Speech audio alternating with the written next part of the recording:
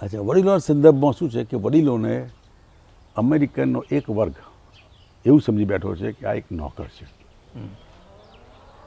એમને નોકરના રૂપમાં જ જુએ છે, નોકરના રૂપમાં જ લઈ આવેલા છે. છોકરાઓની સેવા કરવા માટે ઘર સાચવવા અને ગવર્મેન્ટના ફાયદા લેવા. આવો એક આખો વર્ગ છે. એટલે એ જે એમાં શું હોય કે સુખી માણસ બૂમ ના પાડે, દુઃખી બૂમ પાડે. એમ તમે જે સાંભળ્યું છે એ દુઃખી લોકોની બૂમ તમે સાંભળી છે. એટલે એક જણ બીજાને કહે, બીજો બહાર ના કહે. સુખી કોઈ વાર બહુ લોકો ના કહે, સુખી સુખી છે એટલે બેસી રહે. પણ આવી ઘણા બધા લોકોની પરિસ્થિતિ છે.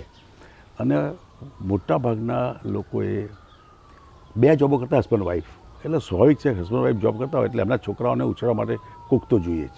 ચંદ્રકાંતભાઈ શાહ કરીને છે, એ બી આવી પ્રવૃત્તિ કરે. દર વીકે એક પ્રસંગ રાખે, દર વીકે એક પ્રોગ્રામ બનાવે સિનિયર સિટીઝનો ભેગા થાય, મસ્તી મજાક કરે, રહે, 4-5 કલાક ખાઈ પીને છૂટા પડે.